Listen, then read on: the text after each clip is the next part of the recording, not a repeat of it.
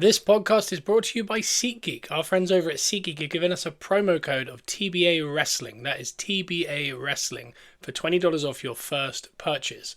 Enjoy the show.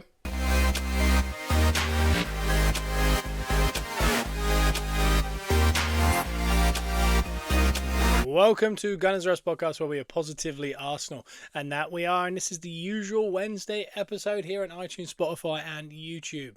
So we got something to talk about. I mean, since Monday, not as much, but I think I want to get a little deeper into some of the finances of it all because, like I said, the World Cup has finished, so I don't think there's much more to go on it. I don't think much has come out since that made us feel like we need to revisit it. I think we did a lot of World Cups talk, so I think we got to get deep and heavy breathing into our Arsenal stuff because over the last couple of days, there has been the deal, obviously, for Morgan Rogers to go to Chelsea. He is now a Chelsea player. He has, in fact, said that the biggest team in London in his opening and a team he's always admired, which does sting. But it is interesting when you read the facts of the whole deal and the fact that there's so many secondary factors. For example, this is a guy that was very keen on Arsenal.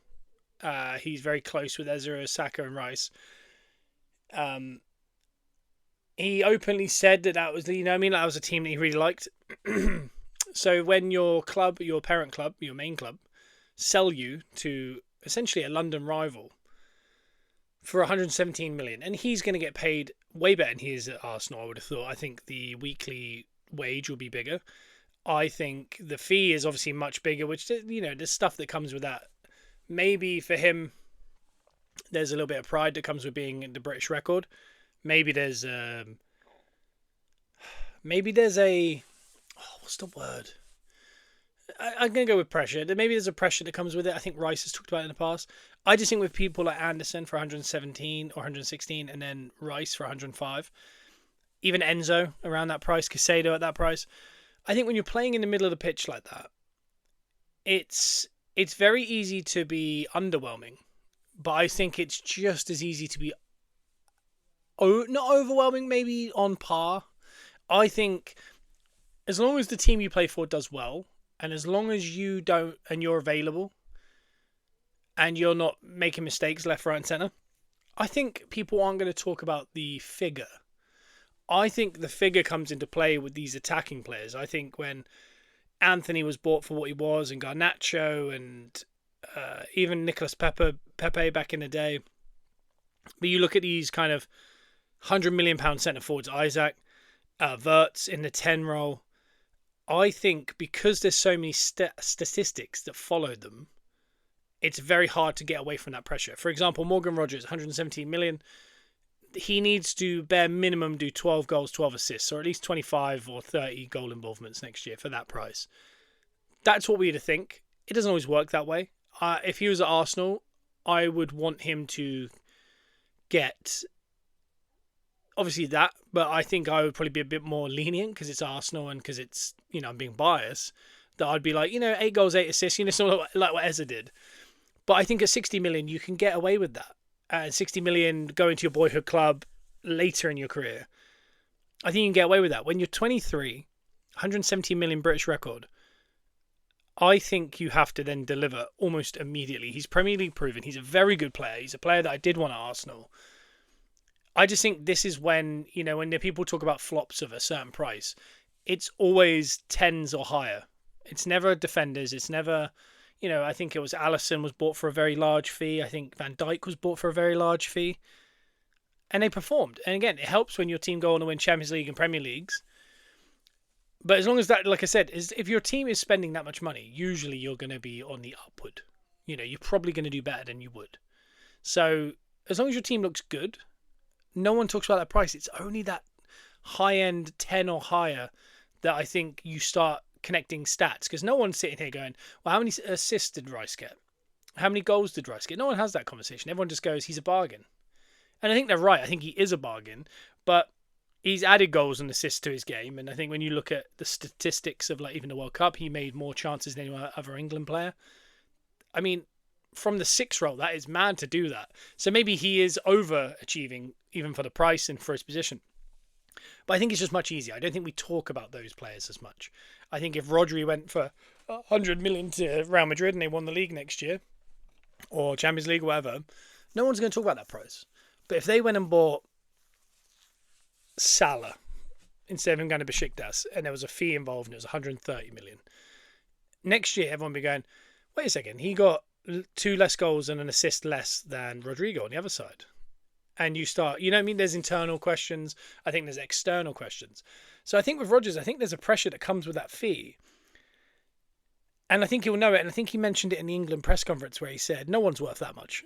But it's nice to be obviously talked about like, oh, you're a £117 million player. He said, but I'm not worth that. And he's being modest. He's not saying that as in like he's actually not good enough for that and other players are. I think he's just saying no football players should be worth that. No, and he's right. You know, this is not it's not real money. Like, it doesn't make sense. You know, when back in the day you'd get every signing was 10 million or under, but an Alan Shearer or that type of level player was a £30 million player. And then obviously you get to like the 2005, 2010 kind of era, and there's a lot of £30 million players, but there's also a lot of £10 million players, £20 million players. But there's, you know, a couple of people were spending. I remember when we bought Ozil, I think that was for 40. I want to say it was 43 million, I believe. It was like, oh my God, we're going to have to perform now. You know, that pressure. He's a number 10. He has to get assists. He has to get goals. We need to win trophies. And again, he joined and he said, I'm here to win trophies. He went on to win, I think, 2 FA Cups, and a couple of Community Shields. So he actually did, which is ironic. And he got a hell of a lot of assists and goals. And even when you look at the Premier League, most chances created in history of the Premier League and assists, he's in a certain category that you don't see. And the fact that he was there for such a short amount of time makes it even more impressive. So, but I remember that fee coming in, and I remember that player coming in, and the pressure that kind of sat with him. And that's not, you know, the modern day. I mean, that's I think anyone over 100 million is there's pressure as far as attackers. Gyökeres, for example, there was a big old conversation about him, but I think that his redeeming quality, again, he got 21 goals and he got, I think it was 4 assists. That's in his first year. That is a guy that people think is technically ungifted, not a good fit, not in shape, not good. He got 25 goal involvements. That's why I'm saying that for 117 million, Morgan Rodgers has to get that bare minimum. Otherwise, the conversations will start happening. Because you have to hold him to the same standard. A £60 million player at 27, who everyone doesn't rate, was held to a standard that this wasn't good enough. 25 goal involvements. I know he's a centre forward and Rodgers is a 10, but Rodgers goes beyond that forward a lot. So it's just an interesting thought, because what I like, I was talking to Lewis, Elton Prince of the WWE, who will be coming back on the show. I keep saying it, but he is. We're just trying to get it because he's in a different time zone. He will get back on the show. But we're talking about, he was saying that he thinks Arsenal getting Rodgers is actually good. And I agree. And I think it wasn't as last year when we got talked about with Eza. I was like, this is my dream signing. This is a player that I've loved forever. He fits his style, the way he is, the fact he's an Arsenal fan. There's so much to it that I really wanted it to happen, but it didn't feel like it could really happen. It happened. Gyökeres is a player that I really liked. Again, as an Arsenal fan, we do that thing where we say, well, if we had a true 9, we would probably win the league. You know, we've said things like over the past, especially 3 years before we won the league, because we were coming second, and what was costing us was not beating the smaller teams. And we went and got a guy who likes to eat minnows, essentially. He's a bottom feeder. He's someone who does go get a brace against Leeds and Burnley and puts a shift in against United, but doesn't get the goal. We've needed that type of player for 3 or 4 years. We went and got him. So I was very keen on him and getting that over the line. I love there's little silly things that as a fan I think you should buy into that do not make any sense. For example, if you're a Chelsea fan, you want to see Cole Palmer assist Rodgers, or Rodgers assist Cole Palmer, and they both run off doing that cold celebration because it's Morgan Rodgers originally. Palmer stole it. They're both from City's academy, I believe. It does, as a fan, you're like, oh, I can't wait to see that at the Bridge. If you're a Chelsea fan, it feels gross me saying that because there's just no, what's the word? It doesn't feel like there's any soul to that club at the minute, which is really sad because I think that's a team that did have a lot of soul back in the day. But do you know what I mean? As a fan, that's what you want to see. As an Arsenal fan, I was thinking, God, that first Emirates game where he does score and he runs off doing a celebration, we're all going to do it. It's silly little things that as fans we should buy into. Gyökeres, I was looking forward to seeing the Bane celebration, and we saw it a lot, including him holding up a title with 4,000 Arsenal travelling fans doing it. So last year, yeah, as a Gyökeres, I was so kind of, yeah, this is good. Zubimendi, we needed a player like that. I really rated him after seeing him in that Euros final where he came on for Rodri, similar to the World Cup final he came on for Rodri, and I don't think he personally changed the game, but his irony to the fact that when he enters the field, Spain start to win in finals when Rodri goes off, and I like that. But I liked him as a player. I thought he seemed good. And we've been looking for a player like that, and we had to move on from Thomas Partey for a lot of reasons, but I'm glad we did. But he came in, and do you know what I mean? All these, they just felt like layups. Everything, Kepa coming in as the backup, as like he had a really good year at Bournemouth the year before. It just felt like a layup. Everything about it last year, every signing we made, Hincapié on loan, that was maybe the only one that we kind of questioned, but obviously throughout the season we learned to really not question it, was we needed these things, and we're happy they happened. I think maybe when Eri going out on loan and Hincapié coming in were the only ones we kind of raised our eyebrows at. I think long term, Hincapié one, we put our eyebrows firmly back down. With when Eri one, I think our eyebrows are still raised and we don't really understand what happened there. And again, Madueke maybe last year, you thought it was early in the transfer window, and I think you started going 65 million for Saka's backup. And again, it ended up being great shrewd business because he played a lot of last season, and similar to the England kind of campaign, is he's a frustrating player to watch. There's no two ways around it. You can't defend it. He is an unbelievable player up until the last moment. But there has to be something in the fact that England did very well this tournament, and he played pretty much 80% of the games at right wing. Arsenal won the league finally. He played probably 60 to 70% of the season on the right wing as our starting winger. And I'm not saying he's the reason we won the league and England were good, but you can't. This is the bit I don't like. People use stats to drive a narrative. Like I was saying earlier, not enough goals and assists, but maybe you watch it and you go, yeah, but he was unbelievable and Chelsea won the league. And so, yeah, but he didn't do well. We can do all that. You can drive the narrative whatever way.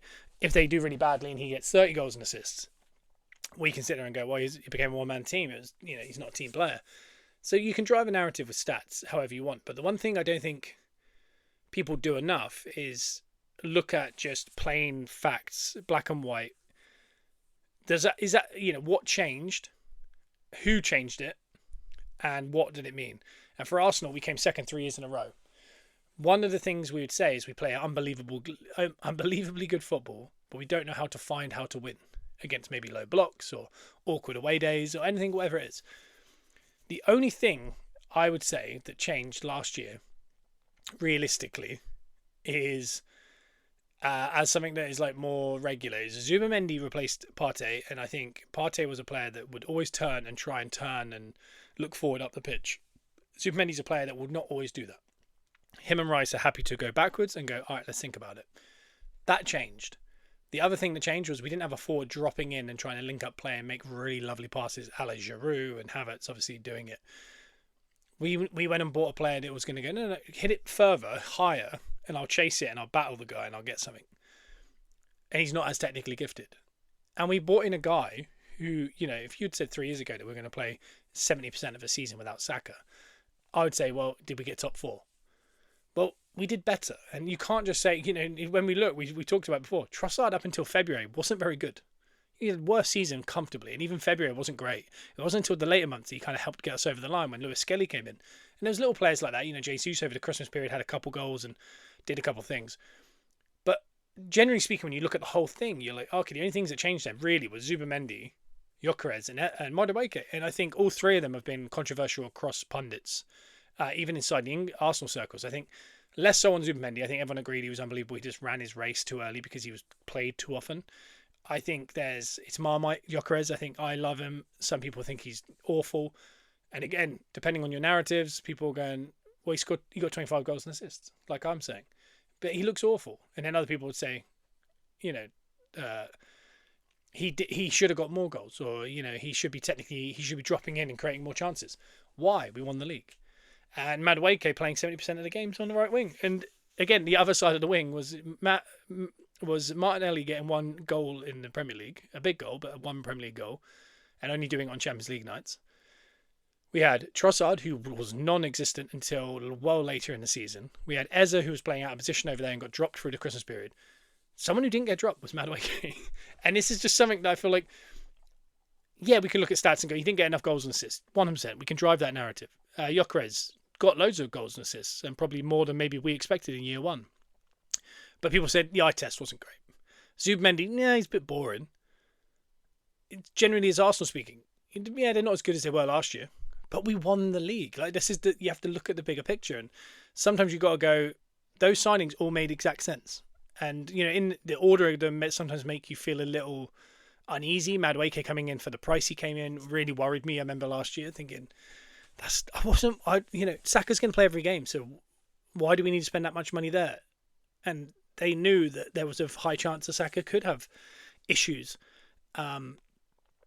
Do I think there's better right wingers out there that probably would have been more suited to being like a legit Saka replacement? 100%. I think if you go get Bowen, I think you get more output than Madueke did.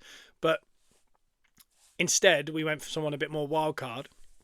And some of these players that are a bit kind of tricky and good on the eye, like a Doku, sometimes their goals and assists don't look as good as maybe a Jared Bowen, who maybe visibly on the eye is more kind of work hard. Salah's a bit like that sometimes. I think Saka's like it too. You kind of go, yeah, but he gets a lot of goals and assists. But then you have these flashy players that do a lot, but their stats don't back it up. So again, it's that argument of like stats versus eye test. But last year, I think, generally speaking, except for Madueke, I think we all liked the way it was going, and the things we were picking up were the correct things and for the correct prices. Maybe the Madueke one. Even when you look back a few years, I think Rice we were happy with, but Havertz came in first for a big price of 70 million. You just went, or 65 million down the drain. And you just go, that's not what we needed. And why are we spending 65 million? And it feels like this regular thing where we buy a Chelsea player for good money, very good money, before we get the things we actually need. And I think we panic. And again, the order, sometimes you have to just almost blindly look at a transfer window until it's finished and then go, okay. Because obviously day-to-day things change. I mean, Timber coming back onto grass this week, that changes Arteta's mind of going, we don't need that centre-back we're talking about. Timber could do that. Ben White's fit. You know, and if push, Josh Nichols could play a couple games. Salmon could play a couple games. We've got Mosquera, we've got Hincapié who could play centre-back. We've got Calafiori who could play centre-back. And if that's the case, and, you know, Gabriel's right there, and let's say we need to rest one of them, Lewis Skelly can drop into left-back. He's done it a lot. We don't necessarily need to go by someone. So that changes day-to-day on a pre-season. With Lewis, I spoke last night about Nwaneri and his pathway, and due to injuries and the World Cup and the way it's all gone, this is a big pre-season for Nwaneri. I think he is on the sale. I think he's for sale, like Martinelli. I think it's how they turn up to pre-season. Because when you do look at comps of Morgan Rogers and comps of Nwaneri, you go, it's awfully similar. The speed, the power, the shooting accuracy, just the stature. And you go, and Nwaneri has come back even looking different again. He's 19 now. And you just think, well, wait a second, do we not have a £170 million player who's 4 years younger right there in the academy, who's already proved that he can score in the Champions League and Premier League and things like that at 17 and 16 and 18? And you do think that, and again, it's a little bit less, maybe sexy or something like that, like as far as a fan. I think, in all fairness, if you asked the majority of Arsenal fans, if they said, you're not going to get a 10 this year, but Nwaneri's going to get minutes, I think we'd unanimously, I'd say, all go, good. I don't think we'd all go, with the Rodgers thing, I think the one issue we had was, but where does he fit? And I know people were saying, maybe he's our left winger, maybe Eze is, and they're going to move Eze over there for full time, and Rodgers is a 10, and he'll go with Odegaard, and then you're like, but I want to see Dalman at 10 a bit more, I want to see Nwaneri at 10, I want to see Moreno at 10, he's had an unbelievable summer. And you do think, it's stodgying it up a little bit, and that means, we're going to sell Nwaneri, and I'm all for that position in particular, Nwaneri getting the minutes over a signing and us not buying any more 10s. I think this summer I would be open to, obviously we brought a third choice keeper in by the looks of it, Meslier. We've brought into Zoles, who's a kind of he's a left winger, but I think it's a punt. He's not a youth player, he's 24. He's not someone who by any means are we bringing in as a 16-year-old and we're going, but in like 4 or 5 years he might be world class. This is a player that In the modern world, 40, no, I think it's 34 million or something. It's an odd price. It's an odd age. It's from an odd league. It's out of left field. And it could be Arsenal being so good, you know, when you think of Hleb and kind of guys we've found out of not nowhere, but they're kind of doing it in Europe and it translates. Sometimes it really doesn't. Look at Gervinho. Some people will say Pepe. I disagree. We've had that conversation. But he could be a player that their plan is, no, he's our starting left wing. He's unbelievable and he's going to be unbelievable. We don't know that, but the price indicates that maybe it's a bit of a punt. I think Trossard going and him coming in tells you a lot about, like, it's just like for like, which means, are we really looking for a left winger? Because if Martinelli stays and Sazzola stays, and they're very much just left wingers, they're not interior players, albeit we did see Ancelotti activate Martinelli as a 8 and a 10 in the World Cup. But you feel like, for me, like I said, the third choice keeper's done. I think the left wing is done, but I don't think it's done. I don't think the position's done. We've just got Sazzola done. I think the only other place that I'd like to see us buy is central midfield and left wing. That's all I think we should buy. I don't necessarily think we need a centre-back because I just believe that core group, you know, let's say Saliba's out to Christmas. You've got Ben White, who is training with the team currently at Sober, Calafiori, Hincapi, Lewis Skelly, all training. And again, Lewis Skelly's a midfielder now. But I'm just adding him to that group because he can. And we've proven it in Champions League semi-finals. You got Gabriel, Mosquera.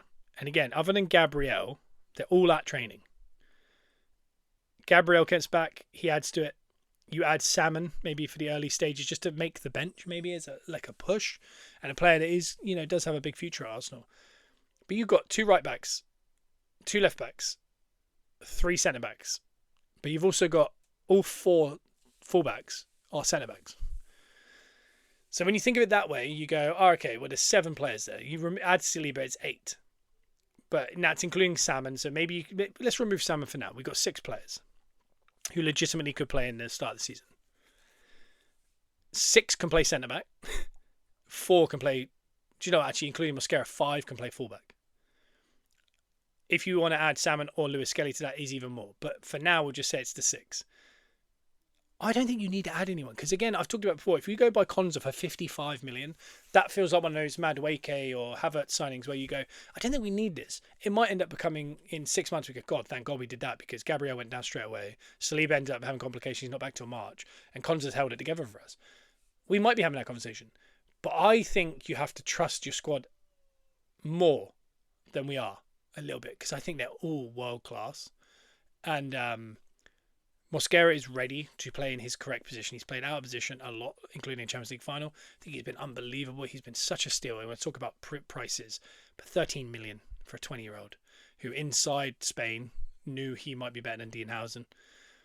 I think he's a player that in the Euros in 2 years could be playing like alongside Pau Kabassi in the Spanish team.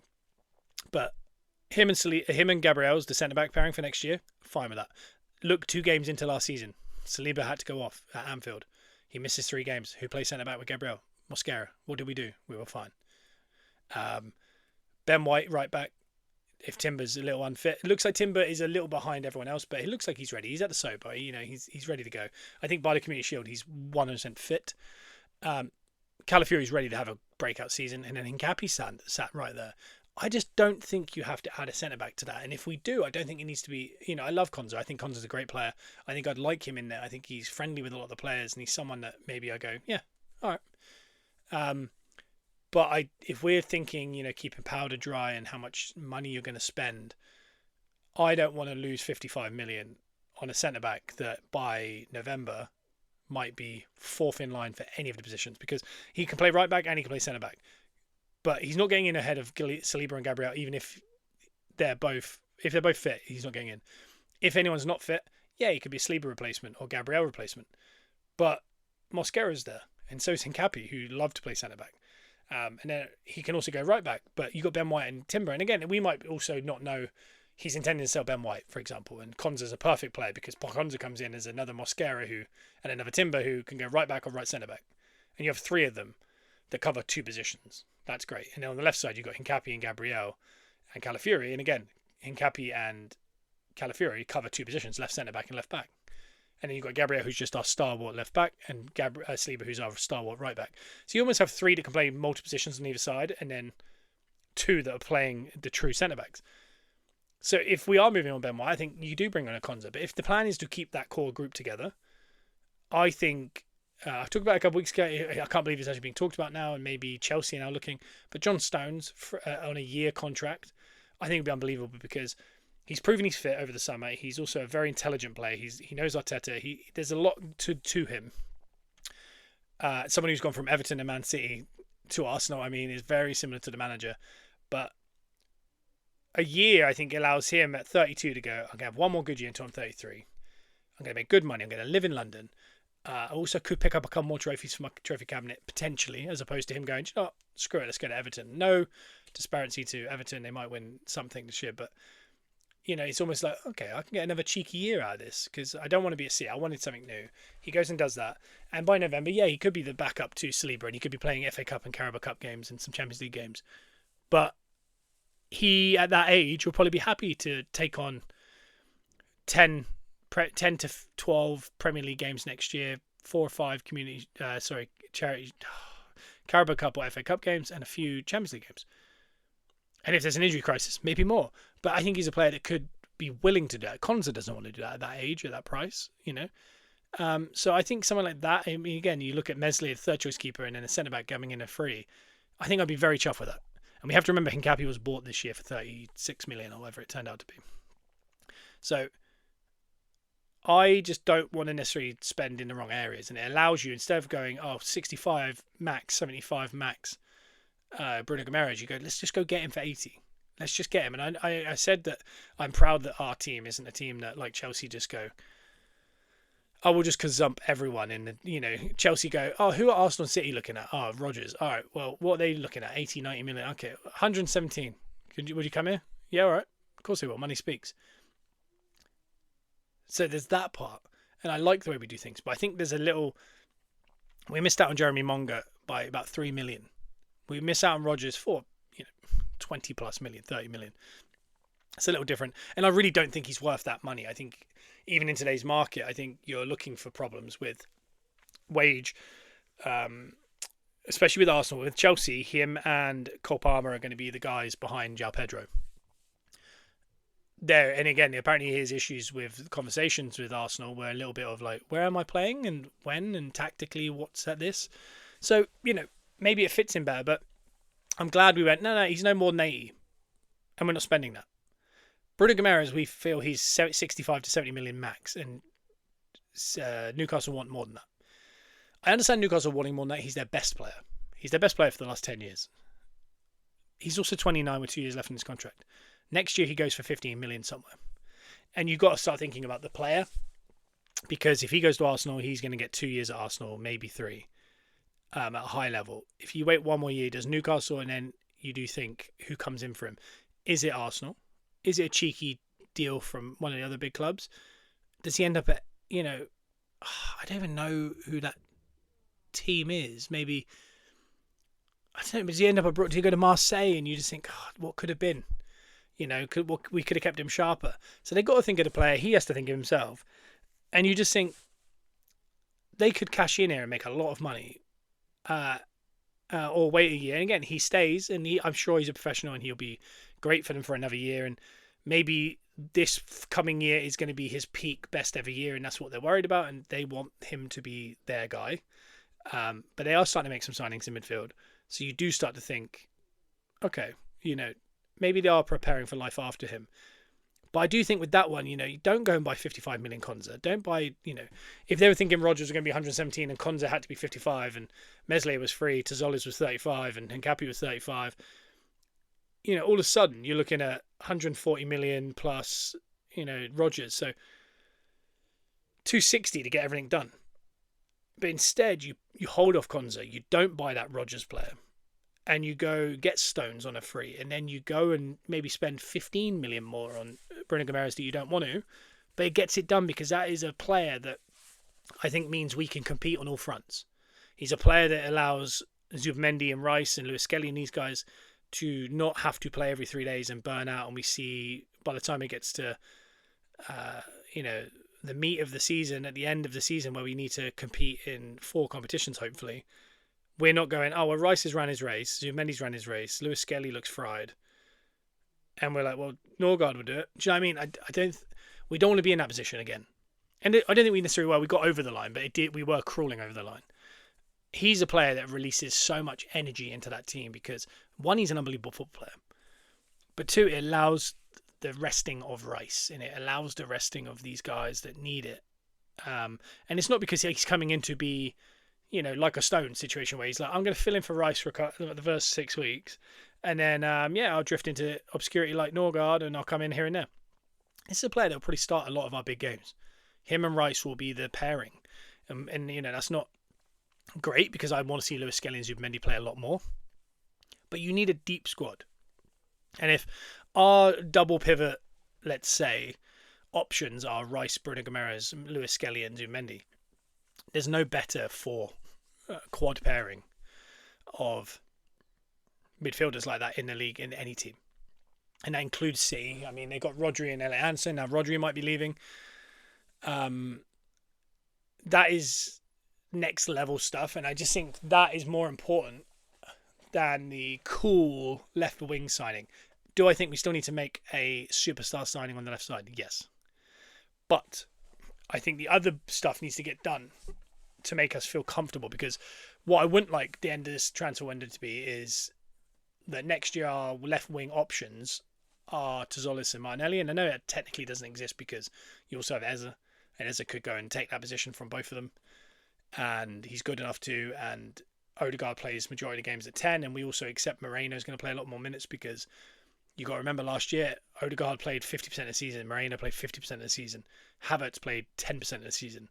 There's a lot of players that can drop into that 10 role that didn't play much. Eze played the majority of the season, played more games than he's ever played before, which is really funny when you hear the pundits saying that Rodgers made the right move, because look at Eze, he hardly played, and you look at the stats and again drive a narrative.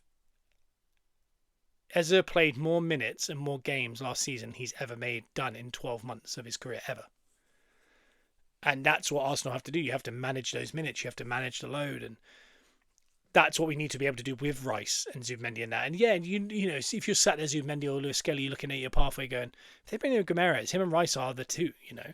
But Lewis Skelly proved last season, if you come in, you can literally take positions off of people when you're that good. And Lewis Skelly's that good. Zubimendi's that good.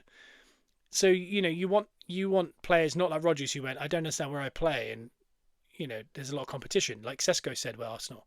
You want people like Gyökeres who come in and go, oh, sorry, I'll make it mine. Or Eze goes, I don't care. I love the move. I'll make that mine. And I'll take my opportunities when I got them. That's the kind of player you want. And if Bruno coming in makes Lewis Skelly or Zubimendi want to leave, it's probably best they leave, because you shouldn't be threatened by a 29-year-old who's very good. But, you know, if you're Lewis Skelly at 19 and you're that good, you go, okay, well, if I played 30% of the season last year, let's get 60% under my belt this year.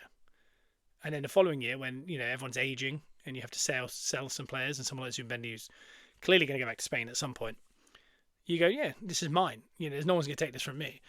And that's what I want. But yeah, when you look at it as a whole, I just think, like I said earlier, Tzolis, Rodgers, Bruno, Konza and Meslier as your summer. I look at that and go, 7. I say 8 out of 10. I say 8 out of 10. 7 or 8 out, 7.5 out of 10. But it's 250 million to get that all done correctly. Like, to actually get it done. If not more, really, because to get actually every deal done, Rodgers was 117. Bruno's going to be 85. That's 200 million, just those two. And then Meslier's a free, but Konza's 55. So, I mean, we're looking at 255. Tzolis 35, and so is Hincapié. It's 300. That's 325 million to get that all done. If we spend 325 million, which we've never done that much before, I don't want to look at my team and go, so we've got an older Konza, older Bruno G, Meslier, this Greek guy that we haven't seen yet, but we've got Morgan Rodgers. For that money, I want to look at that team and go, oh, we've got the Harlem Globetrotters here. Do you know what I mean? And I think, weirdly, if I said that was that price and that was the crew, and instead I said it's going to be Meslier, it's going to be John Stones on a year, It's going to be Bruno Guimaraes. It's going to be Tozoles, and Hincapié obviously is done. But it's also going to be Barcola for 120 million. I think that suits us better for the style of players we already have in the squad. I also think we are better than we are with the other group. And then also that price is so much different because Tozoles and Hincapié 70 million. Let's say Bruno is 85. That's 155 million plus Barcola.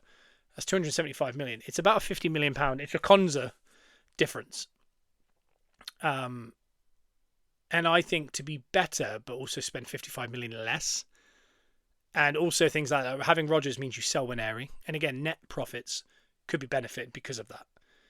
But with this one, the pathway's not clogged up because if Saka can't start the season, Madueke is our right wing. There's Dalman or Nwaneri. You're the guy that comes on 60 minutes for Madueke. If we do it this way, Tozoles, Martinelli and Barcola are left to the left side. That means that the midfield and Bruno Guimaraes allows Norgard to go. You've got Bruno, Lewis Skelly, Rice and Zubimendi. But ahead of that, in the 2-8, the 10 and the attacking 8, you've got Moreno, Eze and Odegaard. And Nwaneri or Dalman. All of a sudden, those pathways just feel a little clearer for Dalman and Nwaneri without it being pressured. Because I don't think Havertz needs to be dropping into that 10 role at all. I think him and Gyökeres should be our two centre forwards. I think we need to move Jesus on. I think even at a push, Moreno is unbelievable there. So I don't need necessarily, I don't want to see a world where Moreno's up front and Havertz is the 10. I think you've got Eze and Odegaard, and if you want another 10, don't drop Havertz in there. Don't bring Moreno over there. Moreno can play left 8 or up front. Go get Nwaneri or Dalman and trust him. He trusted Dalman a lot last year at 16. We need to trust them more. And I think the signings that we would make that way, that was like 255 million, I think I said. You move on Vieira, it looks like it's going to be 5 million, which is mad. Norgard, that's another 5 million. Kiwior was 20 million. We've made 30 million there. Without selling any of the other key components, you've got Trossard 20 million as well. That's 50 million. And then Jesus, let's say you can get 20 million for him. That's 70 million back, and we spent 255. So that would be 185, right? Net spend. I think if you can get that improvement to the squad for a net spend of 185 and remove a couple of players that don't necessarily need to be there anymore, I think that would be the best summer. For me, that's an A plus. I think the Rodgers one with Konza is a B plus. I think if there is a world where it's Meslier into Tozoles, Hincapié, no centre back comes in, Bruno Guimaraes comes in, and then that's it, I would call that a C minus. And I don't dislike it because I actually think what we forget, and I think we get caught up in transfers, is that squad was good enough to win the league last year. Even with that last one I just said, Bruno Guimaraes replaces Norgard. That's an improvement. Tozoles replaces Trossard. Not an improvement because we know tried and tested Trossard. We don't know what we're getting with Tozoles. So that's slightly down. Hincapié's in full time. That doesn't really touch anything. And Meslier instead of Setford is better because I want Setford to be our backup keeper, but he needs minutes. He needs to go and get loan. So when you look at it that way, you go, well, technically we're up on last year. And we've kept the core group together. Yeah, we don't have Jesus anymore. And maybe we can't pull back some of these loan players. But we have the same amount of players as we had last year, which the squad was bloated even last year, even though with all the injuries. You hope, naturally, touch wood, there'll be less injuries finally, because the last couple of seasons have been ridiculous. That's a good squad, because, if, for example, if Havertz and Odegaard just stay fully fit all season, that changes everything. They just weren't fit last year, nor was Saka. So, even though I say it's a C minus, I think take away the excitement of a transfer window and wanting big players and names and all this, it's still an improvement there. And that is huge. And that's what we have to do. And I just think that the signing in there that I think makes it all work a bit better is Bruno Guimaraes. I also do believe that the big issue we had last year, and we saw it at the end of the season, especially the Champions League, was we're an unbelievable football team. From the neck down, we're almost perfection. So adding Bruno Guimaraes to that is just making perfection even more perfection. But the issue was the head. It was the potency. And again, it was difficult because Moreno wasn't there. Havertz was missing. Saka was missing. So a lot of the games remember that front three that we were all scared of, Martinelli, Madueke and Gyökeres, they played a lot of minutes. By the way, it got us over the line, which is crazy.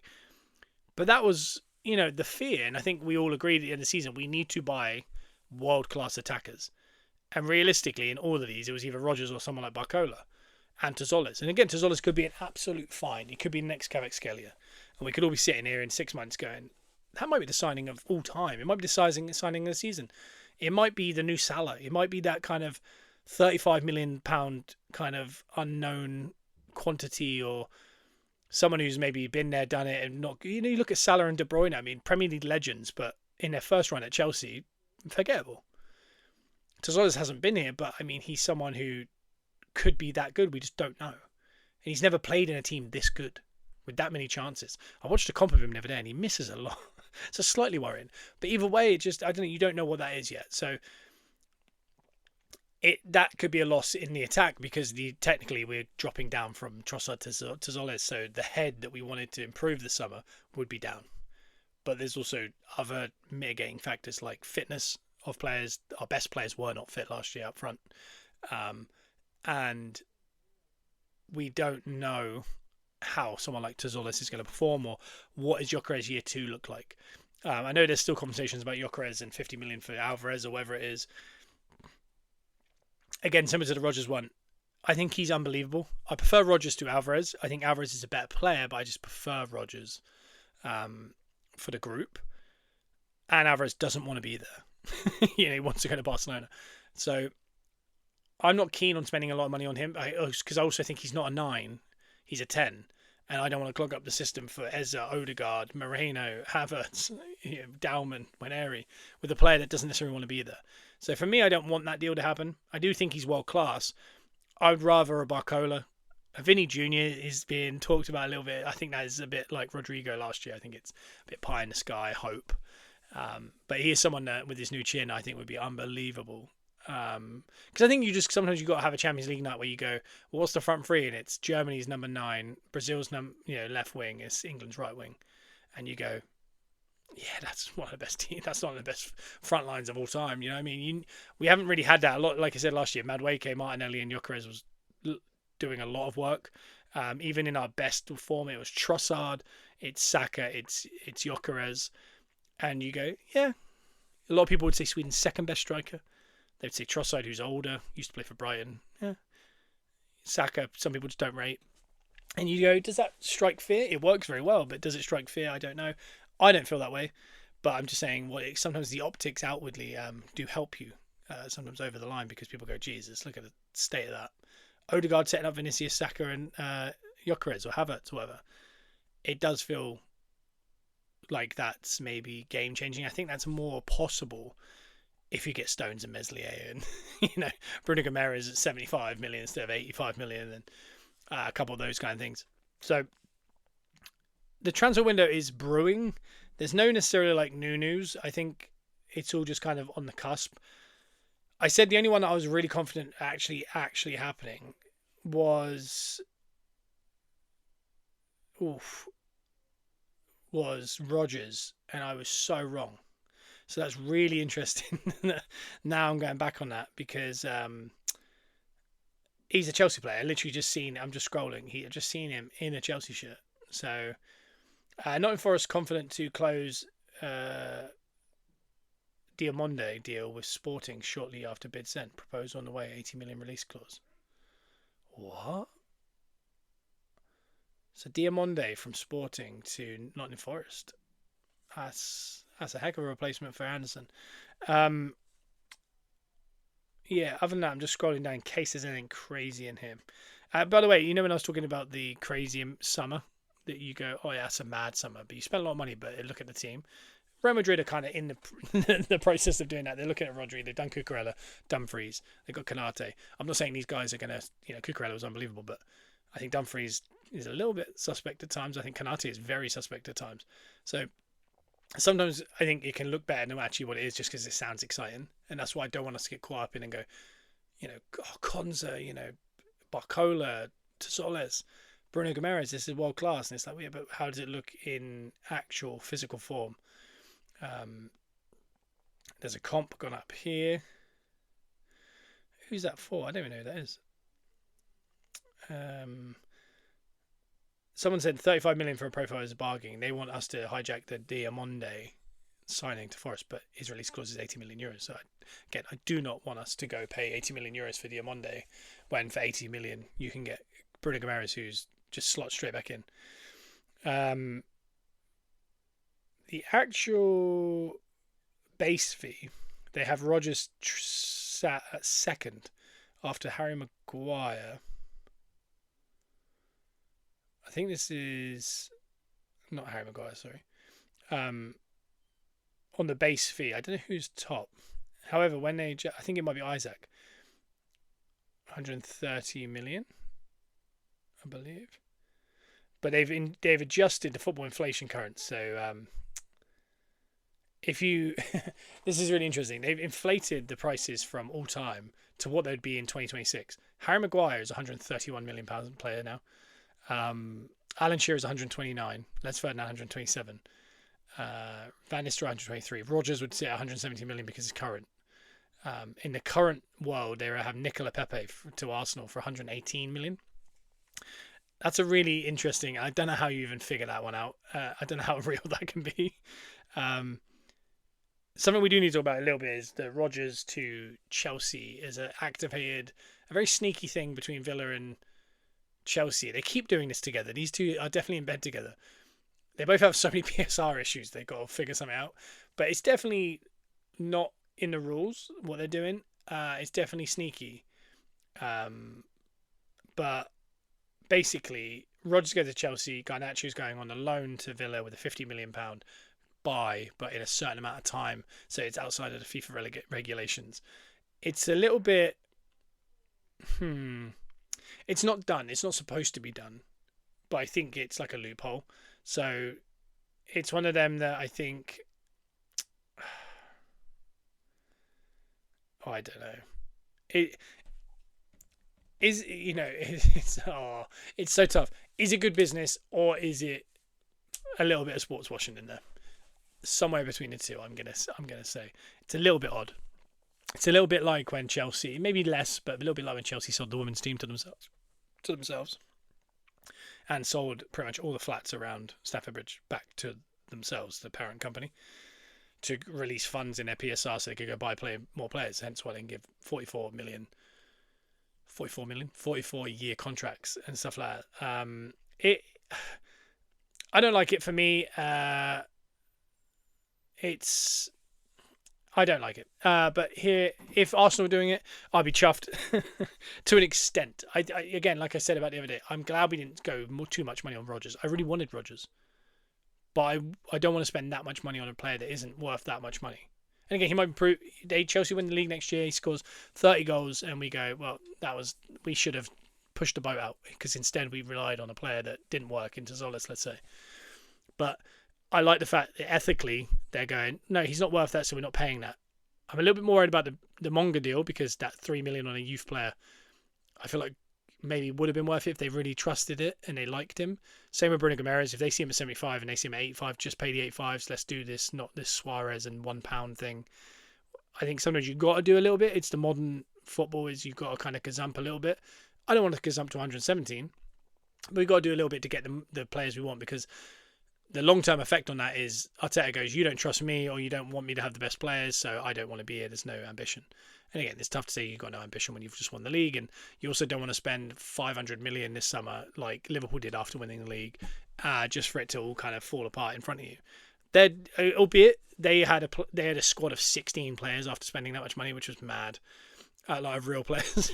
Whereas Arsenal, whether we buy or sell anyone now, we're going to have 25 players in that squad that are good enough to start. So our squad building is a lot better. But I'm glad ethically, we're kind of going, well, that's our price. But so I think I'd have a slight issue if maybe we sold let's say Bruno Gomes came to Arsenal for 100 million now. All of a sudden, it just gets done. And we go, God, we went big there. And all of a sudden, they buy Martinelli for 35 mil, but with an add-on of 50 million next year, for example. And there's a loan to Reece Nelson with a 5 million obligation next year or in 2 years' time. Something to push the PSR down the line. Whatever it is, if something like that came out, I'd be like, half of me goes, great business. Finally, Arsenal are doing good business. And when you look at Somerville for 85 million going to Saudi Arabia, I'm sitting there going, if Martinelli's for sale and we have an intention of replacing him with Barcola or someone like that, why are we not in Saudi right now? Because Martinelli is a bigger player than Somerville. He's a better player than Somerville. Again, Martinelli might not want to go live in Saudi Arabia, and Somerville clearly is absolutely fine with it. But you just think some of these, we talked a few years ago, Gabriel, they came in for nearly 100 million for him, and his head was turned, and Arsenal's head was turned, and we had to kind of have a couple minutes, and thank God we didn't sell him. Trossard, there was a slight talk. He ends up at Besiktas for 20 million, but they're going to pay over the odds, and Liverpool did a great job at selling like 3 or 4 players there and making about 100 plus million on players that were aging. Chelsea have done it loads because their owners are Saudi based behind Todd Boehly. They're able to go, well, could you just quickly buy this really, really bad aging centre-back for like 75 million because we need some cash? We aren't able to do that. And because of that, we have to be smarter with Jeremy Monga and Bruno Gomes and Morgan Rogers. I like that. So for me, I prefer doing the business the way we do. If Newcastle said, let's do Bruno Gomes to you, but we get Martinelli, but you give us 20 million as well, I wouldn't be opposed to that as well, because if there's a plan for Barcola, Bruno Gomes for 20 million and keeping, that bigger chunk available for someone would be good. That is good business, but the way it's pushed around regulations and stuff, I just don't. It doesn't sit well with me. And also, the 2 teams with most investigations on PSR in the last 10 years are Chelsea and City. They've both just spent 160 and 170 million respectively, base fee flat up front, and that is just terrifying because what is happening? Do you know what I mean? What is happening? So I'm happy the way we're doing it. I just would love to go back to back and not overdo it. And again, we could end up still spending 250 million, but 250 million spent that way is very different to us just going, oh, we'll have Rodgers, we'll have Bruno Gomes for 150 million combined, and we'll go and then we go and buy Barcola for 130 million. All of a sudden, it's like what Liverpool did. And it's like, well, the pressure's on. You have to win the treble. And I think that pressure does cause teams to falter sometimes. But time will tell. The transfer window is just really getting heating up now because of the World Cup finishing.